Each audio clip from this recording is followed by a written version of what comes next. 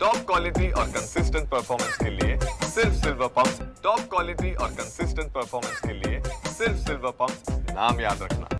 एक जनप्रतिनिधी आहे, छाती ठोकपणे द्यायला पाहिजे। करुणाजी, अखेरीस धनंजय मुंडे यांनी आपला राजीनामा विधानसभा अध्यक्षांकडे दिलेला आहे। राजीनाम्यानंतर तुमची पहिली प्रतिक्रिया, तुमचा वैयक्तिक लढा इतकी वर्ष सुरू होता आणि संतोष देशमुख हत्या प्रकरणानंतर याला एक वेगळा लढा हात पाहायला मिळाला आणि 3 महिन्यांच्या मागणीनंतर अखेरीस धनंजय मुंडे राजीनामा देतात।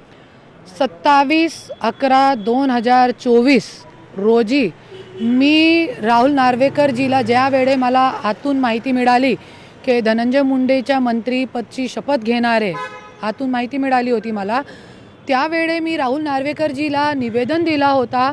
फेसबुकवरती मी टाकलेलं आहे ते निवेदन की धनंजय मुंडेला तुम्ही मंत्रीपद देऊ नका, क्योंकि त्यांची जे आहे वृत्ती, त्यांचे मंत्रिपदाचे जोरावर खूप गुंडशाही, दंडपशाही जे मी बीडमध्ये बघितलेलं आहे गेले 3 वर्षापासून। माझ्यावरती पण एक दिवसामध्ये 8 FIR केलेली आहे।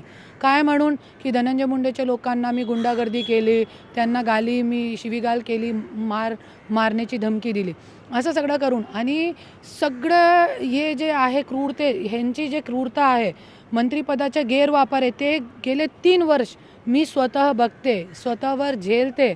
आणि आज राजीनामा त्या बघून आणि आज परलीमध्ये पण बघितलेलं आहे की खूप 200 बूथ कॅप्चर करून आमदारकी जिंकलेली आहे। त्याच्यामध्ये एक ॲडव्होकेट जे माधव जाधव होते त्यांना पण मारहाण, एक छोटा मुलगा मारहाण करतोय, एक 20-21 वर्षाचा। ते खूप घाणेरडी गोष्ट आहे। आणि हे गुंडशाही, दंडपशाही असे लोकांना तुम्ही मंत्रीची शपथ घेऊ देऊ नका, असं माझं निवेदन आहे। आणि तरी पण शपथ दिली आणि आज गेले 3 महिनेपासून अंजलीताई दमानिया, सुरेश धस भाऊ स्वतः त्यांची, संतोष देशमुख भाऊची एक लहान मुलगी ते संघर्ष करत आहे न्याय हक्कासाठी।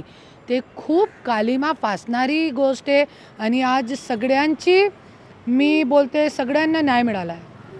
तुम्ही त्या दिवशी काही तासांपूर्वी सोशल मीडियावर पोस्ट टाकली होती, भले काही तासांनी का होईना तुमची पोस्ट खरी ठरली।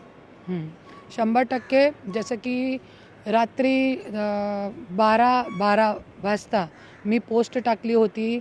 जसे माझे पण सूत्र आहे, त्या सूत्राकडून मी पण उपोषणावर बसणार होती।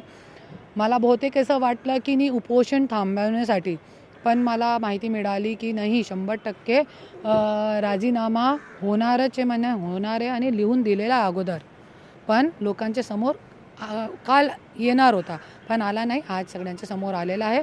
आपली जे बात आहे ते खरी ठरली। राजीनामा झालाय पण त्याला इतका विलंब लागला, भ्रष्टाचाराचे आरोप झाले, अनेक आरोप झाले, प्रत्यारोप झाले, समाजाच्या सर्व स्तरांना मागणी झाली, परंतु काल जेव्हा आरोपपत्रातले ते फोटो समोर आले तेव्हा मुख्यमंत्र्यांनी तातडीनं उपमुख्यमंत्र्यांचं घर गाठलं, अजित पवार। तिथे अजित पवार, धनंजय मुंडे, सुनील तटकरे आणि फडणवीस यांच्याची रात्री चर्चा झाली, त्यातच ही मागणी झाल्याची माहिती समोर येते। तर त्यांनी सुद्धा म्हणजे महायुतीने इतका वेळ का लावला राजीनाम्याची मागणी करायला? जसं की धनंजय मुंडे एक मोठा नेता आहे, सगळ्यांना माहीत आहे, खूप काही लोकांना मतलब माहीत आहे हे गोष्ट की मोठा नेता आहे आणि त्यांना पाठीशी घालण्याचं काम गेले 3 महिन्यापासून चालू आहे। आणि आता पण हे लोकांना हे बघायचं होता लोक किती आक्रमक आहे। जसं की मी काल पण माध्यमाशी सांगितलेलं आहे की हे लोकांना फक्त बघायचं आहे कितीपर्यंत हे मुद्दा थांबवू शकते, तोपर्यंत थांबवणार। आणि आज हे जे आहे ते मी एकच म्हणणार आहे की ते राजीनामा नैतिकताच्या आधारावर नाही, हकालपट्टी झालेली आहे।